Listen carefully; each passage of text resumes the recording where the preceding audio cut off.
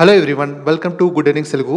మీకు లాస్ట్ వీడియోలో చెప్పాను కదా, మీకు ఈ వీక్లో నేను ఒక బిగ్ ఇన్వెస్ట్మెంట్ పెడతాను అని చెప్పి మీకు చెప్పాను. ఆ టైంలో మీకు అనౌన్స్ చేస్తానని చెప్పాను. అండ్ ఈరోజు అయితే నేను ప్లాన్ చేశాను అనమాట, ఎక్కడ ఇన్వెస్ట్ చేయాలి అండ్ వాటి గురించి అనుకున్నాను. ఇంకా ఇన్వెస్ట్ చేయలేదు. కానీ మీకు ఏం చెప్పానంటే లాస్ట్ వీడియోలో, అంటే మెయిన్ యూఎస్ స్టాక్స్లో అమ్మేసి మీకు ఇన్వెస్ట్మెంట్ అయితే ఇండియాలో పెడతాను మీకు చెప్పాను. కానీ అనుకోకుండా అంటే నాకు వేరే ఫండ్స్ వచ్చాయి కాబట్టి నేను యూఎస్ స్టాక్స్ అయితే అమ్మట్లేదు. ప్రజెంట్ టైమ్స్లో అయితే నేను హోల్డ్ చేస్తున్నాను, అమ్మట్లేదు, ఇంకా హోల్డ్ చేస్తున్నాను. అండ్ వేరే ఫండ్స్ ఎలాగ అవైలబుల్ ఉంది కాబట్టి కొంచెం ఫండ్స్ బిగ్ ఇన్వెస్ట్మెంటే కొంచెం పెట్టబోతున్నాను. అండ్ దాని గురించి డిస్కస్ చేద్దాం అనుకున్నాను ఈరోజు వీడియోలో. అండ్ ప్రజెంట్ పాసిబిలిటీ అంటే ఎక్కడ ఇన్వెస్ట్ చేయాలి, ఏ స్టాక్స్లో ఇన్వెస్ట్ చేయాలి బాగున్నాయి, వీటి గురించి మనం డిస్కస్ చేద్దాం ఈరోజు వీడియోలో. మనం ప్రజెంట్ మార్కెట్ సిచ్యువేషన్ మనం చూస్తే, నిన్న ఫెడ్ మీటింగ్ అయితే అయ్యింది కదా. అది ఫెడ్ మీటింగ్ మనకి న్యూట్రల్గా ఉంది చెప్పాలంటే. అంటే వాళ్ళు వడ్డీ రేట్లు తగ్గించలేదు, ఆల్రెడీ మనం ఎక్స్పెక్ట్ చేసిందే. అండ్ అంటే అంత అగ్రెసివ్గా ఇప్పుడే తగ్గించమన్నట్లు స్టేట్మెంట్స్ ఇచ్చారు. అది అంటే నెగిటివ్ అని కాదు, మనకి పాజిటివ్ అని కాదు, న్యూట్రల్ కేస్ అనమాట. అక్కడ యూఎస్ మార్కెట్ అయితే పాజిటివ్గానే ఉంది చెప్పాలంటే. అంటే పాజిటివ్ అంటే ఇప్పుడు స్టాక్ మార్కెట్ పాజిటివ్ కాదు, అక్కడ ఎకానమీ అంతా పాజిటివ్గానే ఉంది. జాబ్స్ డేటా అంతా బాగుంది, ఎకానమీ అంతా మంచి స్ట్రాంగ్గా ఉంది. కాబట్టి ఇంట్రెస్ట్ రేట్స్ ఇప్పుడు కట్ చేయమన్నట్లు చెప్తున్నారు. కాబట్టి ఓవరాల్గా అయితే బాగానే ఉంది. మార్కెట్ కూడా యూఎస్ మార్కెట్ న్యూట్రల్గా తీసుకుంది. స్టాక్ మార్కెట్ పెద్దగా రియాక్ట్ అవ్వలేదు, అండ్ మన మార్కెట్ కూడా పెద్దగా రియాక్ట్ అవ్వలేదు వాటి గురించి. అండ్ నెక్స్ట్ మనకి అప్కమింగ్ ఈవెంట్ ఒకటి, మన February 1 బడ్జెట్ ఏదో వస్తుంది కదా మన ఇండియాలో, అది చాలా మెయిన్ ఈవెంట్ చెప్పాలంటే. ఆ ఈవెంట్ గురించి పెద్ద ఎక్స్పెక్టేషన్స్ అయితే లేవు చెప్పాలంటే. ఆల్మోస్ట్ అందరూ అనలిస్టులు చెప్పడం పెద్దగా ఎక్స్పెక్టేషన్స్ అయితే లేవు, న్యూట్రల్గా ఉండే ఛాన్సెస్ అయితే ఉంది అన్నట్లు అంటున్నారు. ఎక్స్పెక్టేషన్స్ లేవు కాబట్టి ఆల్రెడీ స్టాక్ మార్కెట్ అది కూడా డిస్కౌంట్ చేసింది చెప్పాలంటే. అండ్ మనకి సోలార్ స్టాక్స్ అంటే ట్రంప్ వల్ల కూడా పడ్డాయి చెప్పాలంటే సోలార్ స్టాక్స్ కానీ. అండ్ మనకి ఒక థీమ్ అని కాదు, అన్ని స్టాక్స్ కూడా బాగా ఫాలో అయ్యి చెప్పాలంటే ఈ టైంలో. బడ్జెట్ పైన పెద్ద ఎక్స్పెక్టేషన్స్ అయితే పెద్దగా లేవు. కానీ అంతే, మనకి యూఎస్ నుంచి ఆల్రెడీ తెలిసిన న్యూస్ అయితే కొన్ని వస్తున్నాయి. టారిఫ్స్ పెంచుతామన్నట్లు టాక్ అయితే వస్తుంది. ఇండియాని స్పెషల్గా అనౌన్స్ చేయకపోయినా కూడా అంటే ఒక ఇండైరెక్ట్గా మెసేజ్ అయితే వస్తుందన్నమాట. కాబట్టి ఏమైనా ఇప్పుడు మనకి ఆల్రెడీ నిన్న న్యూస్ అయితే వచ్చింది. అండ్ యూఎస్ ఇంపోర్ట్స్ పైన కొన్ని వాటిపైన ట్యాక్సెస్ తగ్గిస్తారు అన్నట్లు నరేంద్ర మోడీ గారు అనౌన్స్ అయితే చేశారు. అంటే ఫ్రెండ్షిప్ పెంచుకోవడానికి యూఎస్తో కొన్ని అంటే తగ్గుతున్నారన్నమాట. సో దట్ మనకి ఇండియాకి పాజిటివ్గానే ఉండొచ్చు, చాలా వరకు పాజిటివ్గా ఉండొచ్చు. ఈ బడ్జెట్లో ఏదైనా పాజిటివ్ స్టేట్మెంట్స్ ఏదైనా చేయొచ్చు అన్న హోప్ అయితే కొంచెం ఉంది. కాబట్టి ఏదైనా స్టేట్మెంట్స్ ఇస్తే మార్కెట్ అయితే పెరిగే ఛాన్స్ అయితే ఎక్కువ ఉంది. ఎక్స్పర్ట్స్ చెప్పడం ప్రకారం ఆల్రెడీ మార్కెట్ బాగా ఫాలో అయింది కాబట్టి అంటే పెద్దగా అంటే బడ్జెట్ రోజు అంత నెగిటివ్ న్యూస్ మ్యాక్సిమం ఉండదు, ఉన్నా కూడా అంత స్టాక్ మార్కెట్ పడదు అన్నట్లు స్టేట్మెంట్స్ అయితే ఇస్తున్నారు. బడ్జెట్ వల్ల పెద్దగా ఇంపాక్ట్ ఉండకపోవచ్చు. అండ్ ఏదైనా చిన్న పాజిటివ్ స్టేట్మెంట్ ఇచ్చినా కూడా స్టాక్ మార్కెట్ పెరిగే ఛాన్స్ అయితే ఉంది మనకి, అది మాత్రం చూడాలి. ఓకే, మనం ప్రజెంట్ చూస్తే ఇన్వెస్ట్ చేయడానికి అంటే మంచి జోన్లో ఉన్న అండర్ వాల్యూ స్టాక్స్ మనం చూస్తే ప్రతి ఒక్కరూ చెప్తున్నారో తెలిసిందే, అనలిస్ట్ అందరూ చెప్పేది ఫస్ట్ బ్యాంకింగ్ సెక్టర్. మనకి ఆల్మోస్ట్ 2-3 ఇయర్స్ నుంచి కూడా సరిగ్గా పర్ఫామ్ చేయలేదు చెప్పాలంటే. ప్రైవేట్ బ్యాంక్స్ చెప్పాలంటే మంచి అండర్ వాల్యూ జోన్లో అయితే ఉన్నాయి. కానీ వాటికి ప్రాబ్లమ్స్ కూడా చాలా ఉన్నాయి చెప్పాలంటే ప్రైవేట్ బ్యాంక్స్కి. అండ్ ఫ్యూ బ్యాంక్స్కి చెప్పాలంటే మెయిన్గా పెద్ద బ్యాంక్స్కి పర్లేదు, మనకి హెచ్డిఎఫ్సి కానీ ఐసిఐసిఐ కోటక్ అన్నీ బాగానే పర్ఫామ్ చేస్తున్నాయి చెప్పాలంటే. కానీ హెచ్డిఎఫ్సి పెద్ద బ్యాంక్ అయిపోవడంతో వాళ్ళ గ్రోత్ పెద్దగా ఉండట్లేదు. సో దట్ స్టాక్ అంతలా పెరగదు ఇక్కడ నుంచి. అండ్ మనం ఐసిఐసిఐ కూడా అండర్ వాల్యూ జోన్లో అయితే లేదు, రీజనబుల్లీ వాల్యూడ్ జోన్లో ఉంది కాబట్టి అది కూడా అంత పెరగకపోవచ్చు. డీసెంట్ బ్యాంక్, డీసెంట్గా రిటర్న్స్ ఇస్తుంటుంది.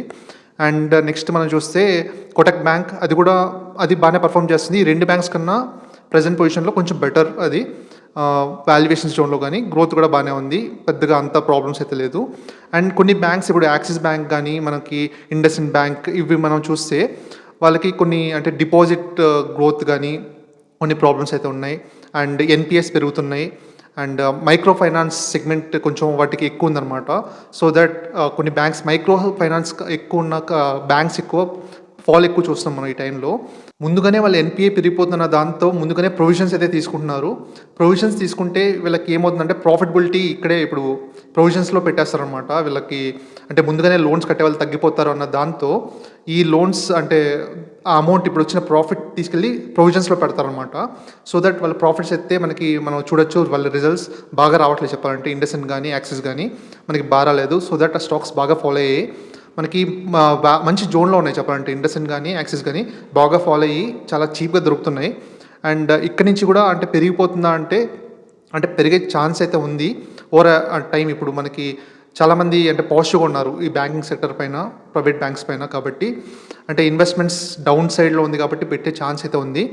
కానీ ప్రాబ్లమ్స్ అయితే ఇంకా ఎగ్జిస్టింగ్ అయితే ఉన్నాయి. ఇప్పుడు ఫర్ ఎగ్జాంపుల్ మైక్రో ఫైనాన్స్ అనుకోండి, మైక్రో ఫైనాన్స్ ఇంకా ప్రాబ్లం ఇంకా ఎక్స్పర్ట్స్ చెప్పడం ప్రకారం 2026 H1 వరకు ఉండొచ్చు, అంటే ఇంకా 1 year పైన ఉండొచ్చు అనే టాక్ అయితే ఉందన్నమాట. ఆ ప్రాబ్లమ్స్ అక్కడ వరకు క్లియర్ అవ్వవు అనమాట. కాబట్టి ఇంకా పెయిన్ అయితే బ్యాంక్స్లో మనకు కనబడుతుంది. అండ్ అదే కాకుండా ఇప్పుడు ఇంట్రెస్ట్ రేట్స్ తగ్గిస్తారు చూడండి. ఇప్పుడు ఇంట్రెస్ట్ రేట్స్ తగ్గించినప్పుడు అది పాజిటివే, బ్యాంక్స్కి పాజిటివ్. కానీ ఇమ్మీడియట్గా కొన్ని బ్యాంక్స్ మాత్రం 1 or 2 quarters కొంచెం పెయిన్ వచ్చే ఛాన్స్ ఉంది వాళ్ళ రిజల్ట్స్లో అనే టాక్ అయితే ఉంది. ఈ వడ్డీ రేట్లు తగ్గించడం వల్ల మంచి బ్యాంక్స్కి ఏమి కావు అని ఉంది, కానీ కొన్ని బ్యాంక్స్కి ఎఫెక్ట్ వచ్చే ఛాన్స్ ఉంది. అది ఎగ్జాక్ట్లీ ఎవరు చెప్పలేరు, ఆ రిజల్ట్స్ టైంలోనే మనకు తెలుస్తుంది చెప్పాలంటే. కాబట్టి అన్సర్టనిటీ ఉంది ఈ బ్యాంక్స్లో. కాబట్టి ఇమీడియట్గా అలా పెరిగిపోతుందా వన్ సైడ్ అని చెప్పడానికి గట్టిగా రీజన్స్ అయితే లేవు, కానీ అండర్ వాల్యూ జోన్లో ఉన్నాయి. అండ్ అదే కాకుండా 2-3 years నుంచి కూడా సరిగ్గా పర్ఫామ్ చేయలేదు. కాబట్టి ఈ సెక్టర్ ఈ ఇయర్ పర్ఫామ్ చేస్తుంది అనే టాక్ అయితే ఉందన్నమాట. ఓకే, బ్యాంక్స్ తర్వాత మనకి కనబడే ఆప్షన్ ఏంటి, మనకి ఫైనాన్స్ కంపెనీస్ ఏమైనా మనం చూడొచ్చు. దానిలో బాగా కనబడుతుంది ఫైనాన్స్ కంపెనీస్ ఏవి, housing finance companies. Housing finance companies అన్నీ బాగా పర్ఫామ్ చేస్తున్నాయి, మనకు తెలిసిందే. వాళ్ళ రిజల్ట్స్ అన్నీ 20% పైన గ్రోత్ అవుతున్నారు, 20-30% గ్రోత్లో వస్తున్నారు. ఎన్పిఎస్ ప్రాబ్లమ్స్ లేవు, అసలు ఏం ప్రాబ్లమ్స్ లేవు చెప్పాలంటే హౌసింగ్ ఫైనాన్స్ వాటిలో. కానీ ఆ స్టాక్స్ పెరగలేదు మనకి అది కూడా 2-3 years నుంచి స్టాక్స్ అయితే పెరగలేదు అనమాట.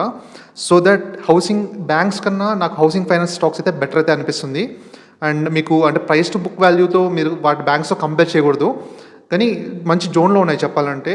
హౌసింగ్ ఫైనాన్స్ కూడా మంచి, అంటే అన్ని స్టాక్స్ కూడా మంచి జోన్లో ఉన్నాయి. అండ్ రీసెంట్గా మనకు తెలిసిందే కదా, బ్యాంక్స్లో లిక్విడిటీ సరిగ్గా లేదని చెప్పి ఆర్బీఐ కూడా మనకి రీసెంట్ న్యూస్ మనకు తెలిసిందే పాజిటివ్గా ఉంది. లిక్విడిటీ పెంచుతుంది కదా బ్యాంక్స్లో, సో దట్ బ్యాంక్స్కి పాజిటివ్ అండ్ ఈ హౌసింగ్ ఫైనాన్స్ ఈ కంపెనీస్ కూడా పాజిటివ్. నేను ఆల్రెడీ హౌసింగ్ ఫైనాన్స్ స్టాక్స్ అయితే నేను హోల్డ్ చేస్తున్నాను, మీకు తెలిసిందే. యాప్టస్ హౌసింగ్ ఫైనాన్స్ని హోల్డ్ చేస్తున్నాను, అండ్ ఇండియా షెల్టర్ని కూడా హోల్డ్ చేస్తున్నాను. అండ్ ఇవే కాకుండా అన్నీ కూడా బాగున్నాయి చెప్పాలంటే. అన్ని హౌసింగ్ ఫైనాన్స్ స్టాక్స్ కూడా మంచి గ్రోత్లో ఉన్నాయి, మంచి వాల్యూ జోన్లో ఉన్నాయి. కాబట్టి నేను ఆ స్టాక్స్ని ఈ టైంలో యావరేజ్ కూడా చేశాను అనమాట. రీసెంట్ టైమ్స్లో నేను కంటిన్యూస్గా యావరేజ్ చేస్తున్నాను ఆ స్టాక్స్ని. అండ్ లాస్ట్ వీడియోలో మీకు చెప్పాను కదా, మైక్రో ఫైనాన్స్ కంపెనీ ఒకటి క్రెడిట్ యాక్సిస్ గ్రామీణ్ అంటే బాగా స్టాక్ ఫాలో అయింది, అంటే చాలా కంపెనీస్ ఫాలో అయ్యాయి. కానీ మైక్రో ఫైనాన్స్లో ఈ స్టాక్ని అంటే కొంచెం బయింగ్ అయితే జరుగుతుంది చూడండి అని మీకు చెప్పాను. అండ్ ఆ స్టాక్ బాగా పెరిగింది కూడా చెప్పండి. నేను చెప్పిన తర్వాత 900 levels నుంచి 1000 levelsకి పెరిగింది. కానీ కొంచెం జాగ్రత్తగానే ఉండాలి, బయింగ్ అయితే జరుగుతుంది కాబట్టి మనం అబ్జర్వ్ చేయొచ్చు మన మైక్రో ఫైనాన్స్ కంపెనీ. కానీ మైక్రో ఫైనాన్స్ చెప్పాను కదా, ఇంకా 1 year కూడా పెయిన్ అయితే ఉండే ఛాన్స్ అయితే ఉంది అని టాక్ అయితే ఉంది. కాబట్టి చూడండి, బాగా లోవర్ లెవెల్స్లో అయితే ఉంది, దాన్ని కూడా చూడొచ్చు. కానీ నేనైతే ప్రజెంట్ అయితే బై చేయట్లేదు, కానీ ఎవరైనా వాచ్ చేయాలనుకున్న వాళ్ళు క్రెడిట్ యాక్సిస్ గ్రామీణ్ పైన స్టడీ చేయొచ్చు. ఓకే, ఈ టైంలో బ్యాంకింగ్ సెక్టర్లో కన్నా బ్యాంకింగ్ కన్నా నేను ఫస్ట్ ప్రిఫరెన్స్ నేనైతే హౌసింగ్ ఫైనాన్స్కి అయితే ఇచ్చాను నేను. ఎందుకంటే అన్సర్టనిటీ తక్కువ ఉందన్నమాట మా హౌసింగ్ ఫైనాన్స్లో, గ్రోత్ ఉంది కాబట్టి అన్నిట్లో ఫైనాన్స్ కంపెనీస్లో అయితే నేను హౌసింగ్ ఫైనాన్స్ అయితే ఇచ్చాను. తర్వాత ఆప్షన్స్ మనం చూస్తే మనకు సేఫ్టీ మనం చూసుకుంటే ఈ టైంలో హాస్పిటల్ స్టాక్ నేను ఒకటి కొన్నాను కదా, యథార్థ హాస్పిటల్. అది స్మాల్ పోర్షన్ నేను బై చేశాను నేను. అండ్ అది అంత స్టాక్ అలా పెరిగిపోతుందా అంటే నో చెప్పాలంటే. మెయిన్గా ఈ అన్సర్టనీ టైంలో ఈ యథార్థ హాస్పిటల్ అనేది ఒక సేఫ్టీ ఇస్తుంది. మెయిన్గా ఆ స్టాక్ అంటే మంచి రీజనబుల్లీ వాల్యూలో జరుగుతుంది. అండ్ వాళ్ళ గ్రోత్ కూడా అంటే డీసెంట్గా ఉంది. కానీ రీసెంట్గా వాళ్ళు క్యాపెక్స్ చేస్తున్నారు కదా, కొత్తగా అక్విజిషన్ కానీ అంటే కొన్ని బెడ్స్ యాడ్ చేయడం కానీ హాస్పిటల్ని ఎక్స్పాన్షన్స్ చేస్తున్నారు. సో దట్ వీళ్ళ ప్రాఫిటబిలిటీ కూడా అంత పెరగదన్నమాట. సో దట్ స్టాక్ కూడా అంత అగ్రెసివ్గా పెరగకపోవచ్చు, కానీ డీసెంట్ మనకి సేఫ్టీ అయితే ఇస్తుంది మన పోర్ట్ఫోలియోలో. అండ్ మనం వేరే సెక్టర్స్ మనం చూస్తే ఈఎంఎస్ సెక్టర్ స్టాక్స్ బాగా ఫాలో అయ్యాయి చెప్పాలంటే. రీసెంట్ టైమ్స్లో అన్ని స్టాక్స్ చాలా ఫాలో అయ్యాయి అండ్ మంచి జోన్కి వచ్చాయి చెప్పాలంటే. ఈ టైంలో అంటే కొందరు అడిగారు అన్నమాట చూడొచ్చా అని చెప్పి. ఈఎంఎస్ సెక్టర్ స్టాక్స్ని అయితే చూడొచ్చు. నాకు బాగా పాజిటివ్గా అనిపిస్తున్న స్టాక్ ఏది అంటే సిర్మా ఎస్జిఎస్. మీకు లాస్ట్ 1 month బ్యాక్ అయితే 1 month కూడా నచ్చుకోవచ్చు. ఆ స్టాక్ని అయితే నేను బై చేశాను కదా, మీకు చెప్పాను ఆ టైంలో. అండ్ అక్కడి నుంచి స్టాక్ అయితే 20-25% పైన ఫాలో అయిన తర్వాత మళ్ళీ నేను రీసెంట్గా యావరేజ్ చేశాను నేను. అండ్ స్టాక్ మళ్ళీ నిన్న 20% అయితే పెరిగింది. అండ్ ఈరోజు కూడా 6-7% అయితే పెరిగింది. రిజల్ట్స్ అయితే చాలా బాగా వచ్చాయి. మంచి వాల్యూ జోన్లో ఉంది చెప్పాలంటే. మంచి వాల్యుయేషన్స్లో అవుతుంది. మెయిన్గా 67 PE అరౌండ్ అయితే ఉందన్నమాట. అన్ని ఈఎంఎస్ స్టాక్స్లో మనం పోలిస్తే వాల్యుయేషన్స్ అయితే రీజనబుల్లీ వాల్యూడ్ చెప్పాలంటే. మనకి అన్ని స్టాక్స్ 100 PE అలా ఉంది కదా, మనకి వాల్యూ మంచి జోన్లోనే ఉంది 67 PE. అండ్ ఈ ప్యాక్ కూడా ఇప్పుడు 88 PEకి అయితే వచ్చినట్లుంది. అన్ని ఈఎంఎస్ స్టాక్స్ కూడా ఫాలో అయ్యాయి చెప్పాలంటే. చూడొచ్చు, డెఫినెట్‌గా చూడొచ్చు. దీనిలో నాకు బాగా అనిపిస్తుంది అయితే సిర్మా ఎస్‌జీఎస్. అండ్ ఆ స్టాక్‌ని నేను యావరేజ్ చేశాను రీసెంట్ టైమ్స్‌లో. And coming to defence sector మీకు చెప్పాను ఆల్రెడీ, అపోలో మైక్రో సిస్టమ్స్ నేను బై చేశాను కదా! ఆ స్టాక్ పెద్దగా ఇంత ఫాలో అవుతున్నా కూడా మార్కెట్ ఆ స్టాక్ అయితే పెద్దగా ఫాలో అవ్వలేదు. నేను కొన్న ప్రైస్ కన్నా ఇంకా పైనే ఉందన్నమాట. ఈరోజు కూడా స్టాక్ బాగా పెరిగింది. మనకి న్యూస్ అయితే వచ్చింది కదా! జీఆర్ఎస్‌సి వాళ్ళతో కలిసి ఏదో ఎంఓయూ అయితే సైన్ చేశారు. అండ్ ఇదంతా పాజిటివ్ చెప్పాలంటే అపోలో మైక్రో సిస్టమ్స్ నేనైతే ఇంకా హోల్డ్ చేస్తాను కూడా. మంచి అగ్రెసివ్ స్టాక్ అది. అండ్ వన్ మోర్ చీప్‌గా దొరుకుతున్న స్టాక్ మీకు చెప్పాను. టెలిగ్రామ్ ఛానెల్‌లో మీకు పెట్టాను కదా! మీకు ఈ ట్రాన్స్‌ఫార్మర్ స్టాక్స్ కొన్ని చీప్‌గా దొరుకుతున్నాయి. చూడండి అని మీకు పోస్ట్ అయితే పెట్టాను 5 స్టాక్స్. దానిలో వోల్టామ్ ట్రాన్స్‌ఫార్మర్స్ నాకు బాగా అట్రాక్టివ్‌గా అయితే ఉండింది. వోల్టామ్ ట్రాన్స్‌ఫార్మర్స్ అరౌండ్ 20 పీఈఆర్ అయితే ఉండింది. ఇప్పుడు స్టాక్ అయితే కొంచెం పెరిగింది. అండ్ రిజల్ట్స్ ఈరోజు అంత బాలేదు. రిజల్ట్స్ అయితే అంత బాలేదు. కానీ 25 పీఈ అరౌండ్ అయితే ఉంది కాబట్టి రీజనబుల్లీ వాల్యూడ్ అయితే అనుకున్నాను. కానీ నేను బై చేస్తున్నానా అంటే ప్రెజెంట్ టైంలో అయితే చెయ్యొచ్చు, కానీ నేనైతే చేయట్లేదు. మెయిన్‌గా వాళ్ళ మేనేజ్మెంట్ సైడ్ నుంచి నాకు కాన్ కాల్స్ గానీ ఏవి నాకు దొరకట్లేదు. అంటే ఆ చిన్న కంపెనీ కాబట్టి. వాళ్ళు రిజల్ట్స్ ఇప్పుడు ట్రాన్స్‌ఫార్మర్స్ అంత పీక్ అంత డిమాండ్ ఉన్నప్పుడు ఎందుకు వీళ్ళకి రిజల్ట్స్ అంత బాగా రావట్లేదు అనేది నాకు చిన్న కన్సర్న్ అయితే ఉంది. కానీ అనలిస్టులు అయితే పాజిటివ్‌గా ఉన్నారు. ట్రాన్స్‌ఫార్మర్ స్టాక్‌లో వోల్టామ్ ట్రాన్స్‌ఫార్మర్ స్టాక్ పైన పాజిటివ్‌గా ఉన్నారు. డెఫినెట్‌గా చూడాల్సిన స్టాకే ఇది కూడా. ఓకే. నేను మొత్తం చూసిన తర్వాత ఇప్పుడున్న అమౌంట్‌లో ఫస్ట్ నేను చేసిందేంటంటే, కొన్ని స్టాక్స్ అయితే నేను యావరేజ్ చేశాననమాట. ఆల్రెడీ ఉన్న పోర్ట్‌ఫోలియోలో కొన్ని స్టాక్స్‌ని నేను యావరేజ్ చేశాను. ఆల్రెడీ ఉన్న మంచి స్టాక్స్‌ని ఆల్రెడీ స్టాక్స్ అన్నీ బాగా ఫాలో అయ్యాయి కాబట్టి కొన్ని స్టాక్స్ అయితే యావరేజ్ చేశాను. కొన్ని స్టాక్స్ నేను యావరేజ్ చేయలేదు. అంటే కొంచెం ఫర్ ఎగ్జాంపుల్ ఏదైనా స్టాక్ మనకి అంటే బ్యాడ్ ఫేస్‌లో ఉన్నప్పుడు ఇంకా యావరేజ్ చేస్తే ఇంకా ఫాలో అయ్యే ఛాన్సెస్ కూడా ఉంటాయి కాబట్టి కొన్ని స్టాక్స్‌ని అయితే నేను అవాయిడ్ చేశాను. అండ్ మనకి మెయిన్‌గా చెప్పాలంటే మన ఇన్వెస్టర్స్ ఈ నెక్స్ట్ వచ్చే 1-2 ఇయర్స్‌లో కూడా, నెక్స్ట్ మెయిన్లీ 1 ఇయర్‌లో కూడా కొంచెం అంత అన్‌సర్టెన్‌గా ఉంటుంది చెప్పాలంటే. అన్ని స్టాక్స్ ముందులా పెరిగిపోవన్నమాట. కొన్ని బ్యాడ్ స్టాక్స్‌లో మనం స్ట్రక్ అయ్యే ఛాన్సెస్ అయితే ఉన్నాయి. చాలామంది అనలిస్టులు చెప్తున్నారు. అండ్ మనం చూస్తుంటే ఆ బుల్ ర్యాలీలో మన స్టాక్స్ అన్నీ అంటే తీసేసుకుంటాం. మనం మంచి స్టాక్స్ అనుకొని అంటే బై చేస్తుంటాము. కానీ ఒక్కొక్కసారి అవి మనం అనుకున్నట్లు పర్ఫామ్ చేయకుండా మనకు పెయిన్ చూపించే ఛాన్సెస్ అయితే ఉంటాయి. కొన్ని స్టాక్స్ అయితే 2-3 ఇయర్స్ కూడా మనకి పర్ఫామ్ చేయవు. కొన్ని మనకి బాగా పెయిన్ చూపించే ఛాన్సెస్ అయితే ఉన్నాయి కాబట్టి ప్రెజెంట్ పోర్ట్‌ఫోలియోలో నాకు మెయిన్‌గా చూస్తే ఎస్‌డబ్ల్యూ సోలార్ నాకు ఆల్మోస్ట్ 40-50% అయితే ఫాలో అయినట్లుంది. 40% అనుకుంటా ఫాలో అయింది స్టాక్ అయితే. అండ్ ఆ స్టాక్ నేను ఇప్పుడు ప్రెజెంట్ అయితే యావరేజ్ చేయట్లేదు. హోల్డ్ చేస్తున్నాను. చూస్తున్నా మంచి అంటే కిందకొచ్చేసింది. ఆల్మోస్ట్ 300 లెవెల్స్‌కి అయితే వచ్చింది. పెద్దగా ఫాలో ఉండకపోవచ్చు ఇక్కడ నుంచి. కానీ అంటే స్టాక్‌ని అయితే యావరేజ్ చేయట్లేదు అండ్ సెల్ కూడా చేయట్లేదు. హోల్డ్ చేసి అక్కడే వదిలేస్తున్నాను. చూద్దాం అది మనకి అంటే మళ్ళీ ఎప్పుడు టర్న్ అవుతుందో చూద్దాం. అండ్ అలాగే కొన్ని స్టాక్స్ పైన ఇన్ఫ్రా స్టాక్స్‌లో మెయిన్‌గా కొన్నిటిని ఎక్కువ యావరేజ్ చేయట్లేదనమాట. ఇప్పుడు మ్యాన్ ఇండస్ట్రీస్ మంచి స్టాకే కానీ అంటే ఎక్కువ ఎలోకేషన్ ఇచ్చాననమాట. కొంచెం ఎక్కువ ఆల్రెడీ ఎలోకేషన్ ఇచ్చాను. అది ఆల్మోస్ట్ 25% లాస్‌తో ఉన్నట్లున్నాను. ఆల్మోస్ట్ 25 అరౌండ్ అయితే. అది కూడా నేను యావరేజ్ చేయట్లేదు. స్టీల్ సెక్టర్ కాబట్టి అంటే వోల్టాలిటీ ఎక్కువ ఉంటుంది. దానిపైన ఎలోకేషన్ ఎక్కువ పెంచకూడదని చెప్పి పెట్టట్లేదు. కానీ ఎప్పటికైనా పెరగాల్సిన స్టాక్ అది. అది పెద్దగా అంత ప్రాబ్లమ్స్ అయితే లేదు ఆ స్టాక్‌లో. కానీ అంటే ఈ వోల్టాలిటీ ఎక్కువ ఉంటుంది ఇలాంటి స్టాక్స్‌లో. కానీ యావరేజ్ చేయట్లేదు. అండ్ ఓమ్ ఇన్ఫ్రాలో కూడా అది కూడా 20% లాస్‌లో అయితే ఉన్నాను ఓమ్ ఇన్ఫ్రా. దాన్ని కూడా యావరేజ్ చేయట్లేదు. అండ్ రీసెంట్ టైమ్స్‌లో ఆ స్టాక్ కొంచెం అంటే పాజిటివ్ ఉన్నాయన్నమాట. కొంచెం బయింగ్ అయితే జరుగుతుంది పెద్ద ప్లేయర్స్ దగ్గర నుంచి. కానీ నేను ఆ స్టాక్‌లో మెయిన్‌గా ఎక్కువ పెట్టకపోవడానికి రీజన్ ఏంటంటే వాళ్ళకి ఆర్డర్స్ ఇంకా అన్సర్టనిటీ కొంచెం ఉందన్నమాట. అండ్ వాల్యుయేషన్స్ చూస్తే కొంచెం పీక్‌లో ఉంది. 50 పీఈ అరౌండ్ అయితే ఉంది. ఒక ఇన్ఫ్రా కంపెనీకి అంత అంటే ఉండడం ఎక్కువ అనమాట. ఇంకా ఆర్డర్స్ అయితే ఆర్డర్స్ ఉన్నాయి కానీ అంత హ్యూజ్ ఆర్డర్స్ అయితే ఏం కాదు. పర్లేదు. చిన్న కంపెనీకి బాగానే ఉంది. ఆర్డర్ బుక్ అయితే ఉంది. కానీ ఎక్స్‌పెక్టేషన్స్ అయితే దాని మీద హ్యూజ్ ఉన్నాయి. ఏంటి అంటే ఈ రివర్ కనెక్షన్స్ ఉన్నాయి చూడండి. రివర్ కనెక్షన్స్ ప్రాజెక్ట్స్ వస్తాయన్న టాక్ అయితే ఉందన్నమాట. ఆ టాక్ కానీ ఇంకా వాటర్ రిలేటెడ్ ఇన్ఫ్రా రిలేటెడ్ కూడా ఉంది. మంచి ఆపర్చునిటీ అయితే ఉంది. మనకి ఏదైనా నెగెటివ్ గానీ వచ్చిందనుకోండి ఇలాంటి స్టాక్స్‌లో బాగా ఫాలో అయ్యే ఛాన్సెస్ అయితే ఉంది. ఇప్పుడు ఈ బడ్జెట్‌లో మనకు తెలుస్తుంది మెయిన్‌గా ఇన్ఫ్రా స్టాక్స్‌లో మనకి పాజిటివా, నెగెటివా అనేది ఈ అనౌన్స్‌మెంట్స్‌లో తెలుస్తుంటుంది. ఏదైనా స్టాక్‌లో ఈ అంటే ఇన్ఫ్రా స్టాక్స్‌లో మనకు కొంచెం పెయిన్ చూసే ఛాన్స్ అయితే ఉంది అనిపిస్తుంది. సో దట్ ఎక్కువ ఇన్వెస్ట్మెంట్స్ అయితే దాని మీద పెట్టకుండా కొంచెం సేఫ్టీ కోసం నేను ఎక్కువ యావరేజ్ చేయట్లేదు. అండ్ ఈ వీక్‌లో నేను ఒక 2-3 స్టాక్స్ అయితే నేను సెల్ చేసి అంటే బ్యాడ్ స్టాక్స్‌లో కొన్ని స్టక్ అయిపోయి ఉన్న స్టాక్స్ నాకు కొన్ని హెచ్ఏఎల్ కానీ కొన్ని కొన్ని స్టాక్స్ అయితే నేను సెల్ చేశాను అనమాట. బ్యాడ్ స్టాక్స్ ముందు 2-3 ఇయర్స్ బ్యాక్ నుంచి స్ట్రక్ అయిపోయాను. ఒక 30-40% లాస్‌తో కొన్ని ఉండిపోయాను అనమాట. 30% అలా ఉండింటుంది. గుల్షన్ పాలీ కూడా ఒక స్టాక్, అది కూడా పెరిగింది, ఈ మధ్య పెరిగింది. సో దట్ నేను అమ్మేశాను ఆ స్టాక్‌ని. అండ్ కొన్ని అలా రొటేట్ చేసి నేను మంచి స్టాక్స్‌కి అయితే మూవ్ చేశాను. ఒకటి మాత్రం క్లియర్‌గా చెప్తున్నాను. ప్రతి ఒక్కరు డెఫినెట్‌గా ఈ బుల్ ర్యాలీ తర్వాత ఈ నెక్స్ట్ 1-2 ఇయర్స్‌లో అట్‌లీస్ట్ ఒక 1-2 స్టాక్స్‌లో అయినా మీరు స్ట్రక్ అవుతారు డెఫినెట్‌గా. కానీ వర్రీ అవ్వద్దు. అది కామన్ అది. అది అట్‌లీస్ట్ మనం ఇన్ని స్టాక్స్‌లో 1-2 స్టాక్స్‌లో స్ట్రక్ అవ్వడం అది కామన్ అది.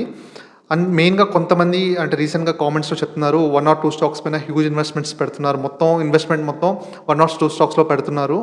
అండ్ మెయిన్‌గా ఒక కామెంట్ పెట్టారు, జొమాటో, స్విగ్గీలో పెట్టారని చెప్పి కామెంట్ పెట్టారు. మొత్తం 10 లాక్స్ అది. అలాగా ఇన్వెస్ట్‌మెంట్ పెట్టడం రిస్కీ చెప్పాలంటే. ఇప్పుడు ఆ సెక్టర్ మొత్తం పెయిన్ చూసిందనుకోండి, ఒక 2-3 ఇయర్స్ పెయిన్ చూసిందనుకోండి, అది రిస్క్ చాలా ఎక్కువ ఉంటుంది కాబట్టి ఇప్పుడు కూడా హోల్ ఇన్వెస్ట్‌మెంట్ ఒక దానిపైన పెట్టొద్దు మెయిన్‌గా. నేను ప్రెజెంట్ ఇప్పుడు 38 స్టాక్స్ అయితే నా పోర్ట్‌ఫోలియోలో ఉన్నాయి. డెఫినెట్‌గా అట్‌లీస్ట్ 2-3 స్టాక్స్ అయినా నేను అంటే పెయిన్ చూడొచ్చు. డెఫినెట్‌గా పెయిన్ చూడొచ్చు. మిగతా స్టాక్స్ అన్నీ పర్ఫార్మ్ చేసినా 2-3 స్టాక్స్ కొద్ది రోజులు పెయిన్ చూడొచ్చు. తర్వాత అంటే కొన్ని స్టాక్స్ మళ్ళీ రికవర్ అవుతుంటాయి. కొన్ని స్టాక్స్‌లో ఒక్కోసారి స్ట్రక్ అయిపోవచ్చు. అది ఎవరు ఎక్స్‌పెక్ట్ చేయలేము అది. ఓకే. ఓవరాల్‌గా చూసిన తర్వాత ఎక్కడ బిగ్ ఇన్వెస్ట్‌మెంట్ పెట్టొచ్చని చూస్తే మనకు ఫస్ట్ కనపడేది బ్యాంకింగ్ సెక్టర్. నేనైతే ప్రెజెంట్ అయితే బ్యాంక్స్ ఏవి హోల్డ్ చేయట్లేదు. చూడొచ్చు. హౌసింగ్ ఫైనాన్స్ అయితే నేను హోల్డ్ చేస్తున్నాను కాబట్టి నేను దాని మీద ఇన్వెస్ట్‌మెంట్ ఆల్రెడీ పెట్టాను. బానే పెట్టాను కాబట్టి నేనైతే యావరేజ్ చేయను.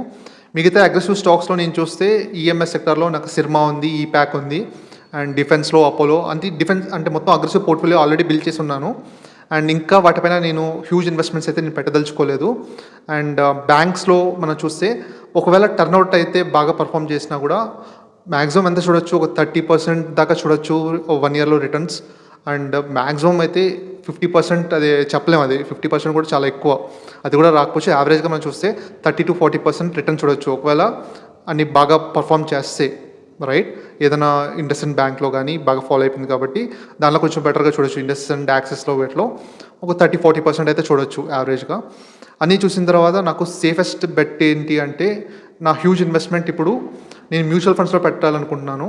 ఆ మ్యూచువల్ ఫండ్స్‌లో ఏది బెటర్ అని చెప్పి దాని గురించి నేను కొంచెం రీసెర్చ్ చేశాను.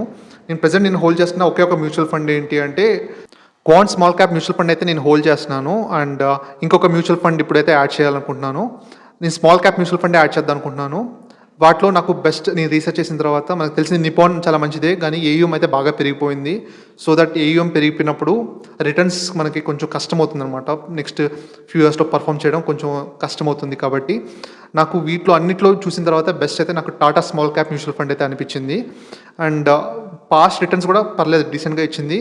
కానీ వాళ్ళ ఏయుఎం సైజ్ కానీ అండ్ వాళ్ళ పోర్ట్ఫోలియో కన్స్ట్రక్షన్ కానీ ఎవ్రీథింగ్ నేను చూసిన తర్వాత డీసెంట్ అనిపించింది. వాళ్ళ మ్యూచువల్ ఫండ్స్ పెట్టినప్పటి నుంచి 25% సిఏజీఆర్‌తో రిటర్న్స్ ఇచ్చారు. లాస్ట్ 5 ఇయర్స్ నుంచి కూడా 28% అయితే ఇచ్చారనమాట.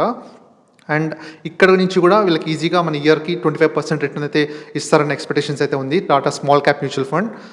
మంచి అంటే పోర్ట్ఫోలియో నియర్లీ 50 స్టాక్స్ అయితే అలా మెయింటైన్ చేస్తున్నారు. మంచి డీసెంట్ స్టాక్స్ అవి చెప్పాలంటే. అన్ని మ్యూచువల్ ఫండ్స్ కూడా పడ్డాయి. ఈ మ్యూచువల్ ఫండ్ కూడా బాగా పడింది. అండ్ మొత్తం రిస్క్ టు రివార్డ్ అన్నీ చూస్తే ఇది బెటర్‌గా అనిపించింది నాకు Tata small cap mutual fund. దీనిలో ఇన్వెస్ట్ చేద్దాం అనుకున్నాను నేను ప్రెజెంట్ మ్యూచువల్ ఫండ్‌లో. ఎందుకంటే మనకి ఈజీగా ఈ ఫాల్ తర్వాత ఇయర్‌లో మనం చూస్తే ఈ టైం నుంచి ఒక 25-30% రిటర్న్ అయితే ఇవ్వచ్చు ఈ మ్యూచువల్ ఫండ్ కూడా. మ్యూచువల్ ఫండ్‌లోనే 25-30 ఇవ్వచ్చు. అలాంటిది నేను బ్యాంక్స్‌లో పెట్టడం కన్నా, బ్యాంక్ స్టాక్స్‌లో కన్నా ఇది నాకు సేఫ్టీ అనిపించింది నాకు. అండ్ ఇంకా స్మాల్ క్యాప్ స్టాక్స్‌లో కూడా పెట్టొచ్చు చెప్పాలంటే. కానీ ఆల్రెడీ అంటే బిల్డ్ చేసి ఉన్నాను నేను. బాగానే అగ్రెసివ్ పోర్ట్ఫోలియో బిల్డ్ అయ్యి ఉంది కాబట్టి ఇంకా మోర్ అమౌంట్ అయితే నేను పెట్టదలుచుకోలేదు. ఎలాగా మంత్లీ ఏమైనా వచ్చిన ఇన్వెస్ట్మెంట్స్ అన్నీ అంటే దానిలో స్టాక్స్‌లో నేను ఇన్వెస్ట్ చేస్తుంటాను ఎప్పుడైనా యావరేజ్ చేయడం కానీ వీటిలో. కాబట్టి ఈ బల్క్ ఇన్వెస్ట్మెంట్ మాత్రం ప్రెజెంట్ అయితే నేను మ్యూచువల్ ఫండ్‌లో అయితే పెడుతున్నాను. Tata small cap mutual fund నాకు బెటర్‌గా అనిపించింది. మెయిన్ థింగ్ ఇంకా నెక్స్ట్ వచ్చే 1 ఇయర్ కూడా అన్ని స్టాక్స్ పర్ఫామ్ చేయవు అని అనలిస్టులు చెప్తున్నారు. కాబట్టి కొంచెం జాగ్రత్తగా పిక్ చేయాలన్నమాట స్టాక్స్‌ని. కొంచెం జాగ్రత్తగా అయితే చూడాలి. అండ్ మన పోర్ట్ఫోలియో సైజెస్ పెరుగుతున్నప్పుడు మనకి టెన్షన్ అయితే ఉంటుంది కదా. ఇలాంటి ఫాల్ అసలు ఎప్పుడు చూడని ఫాల్, అసలు ఎక్స్పెక్ట్ చేయనంత ఫాల్ వచ్చినప్పుడు డెఫినెట్‌గా వర్రీ అయితే స్టార్ట్ అవుతుంది. మైండ్ అయితే పీస్‌ఫుల్‌గా ఉండదు. అండ్ సో దట్ మీరు కూడా చెప్తున్నాను, ఇన్వెస్ట్మెంట్స్ డైరెక్ట్ స్టాక్స్‌లో తక్కువ ఉండాలి అండ్ మ్యూచువల్ ఫండ్స్‌లో ఎక్కువ ఉండాలి. సో దట్ మ్యూచువల్ ఫండ్స్‌లో కూడా నాకైతే preference small cap mutual funds నేను చెప్తాను ఎక్కువ. థీమాటిక్ కన్నా నేను ఫస్ట్ ప్రిఫరెన్స్ అయితే స్మాల్ క్యాప్ మ్యూచువల్ ఫండ్స్కి ఇస్తాను. అండ్ ఇప్పుడు వాల్యుయేషన్స్ కూడా బాగా అంటే స్టాక్స్ బాగా ఫాలో అవడంతో మంచి రీజనబుల్లీ వాల్యూడ్కి అయితే వచ్చింది. సో దట్ నాకైతే ఈ టైంలో కూడా నేను స్మాల్ క్యాప్ మ్యూచువల్ ఫండ్స్ అయితే నేను చెప్తాను నేను.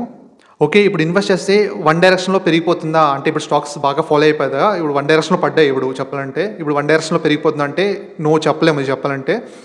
కొంచెం అంటే చూస్తే వాల్యూమ్స్ అన్నీ చూస్తుంటే కొంచెం అన్సర్టనిటీగా కొంచెం ఉన్నాయి కాబట్టి అంటే ఒకే డైరెక్షన్లో పెరిగిపోవు. కానీ ఇయర్ ఎండింగ్కి మనకి ఒక ఇయర్ ఎండింగ్కి చూస్తే మనం పాజిటివ్ రిటర్న్స్ వచ్చే ఛాన్సెస్ అయితే హైగా కనబడుతున్నాయి. మనకి అంత వరీస్ అయితే ఏం లేవు కాబట్టి ఒక 1 ఇయర్ టైమ్స్ మనం చూస్తే డెఫినెట్గా మనకి పాజిటివ్ రిటర్న్స్ ఈజీగా మనకి మ్యూచువల్ ఫండ్స్లో 20-30% ఈజీగా ఇచ్చే ఛాన్స్ అయితే కనబడుతుంది. Okay, thank you very much. Video length అయితే చాలా ఎక్కువైంది. నెక్స్ట్ మళ్ళీ మాట్లాడదాం, బడ్జెట్ తర్వాత మనం డిస్కస్ చేద్దాం. మీకు ఈ ఇన్ఫర్మేషన్ నచ్చినట్లయితే లైక్ చేసి ఎంకరేజ్ చేయండి. ఇంకా మంచి మంచి వీడియోస్తో మంచి మంచి స్టాక్స్ని మన ఛానల్లోకి తీసుకొస్తాను. ఇది మన ఛానల్, మనం కలిసి ట్రావెల్ చేద్దాం అండ్ స్టాక్ మార్కెట్లో బాగా సంపాదిద్దాం.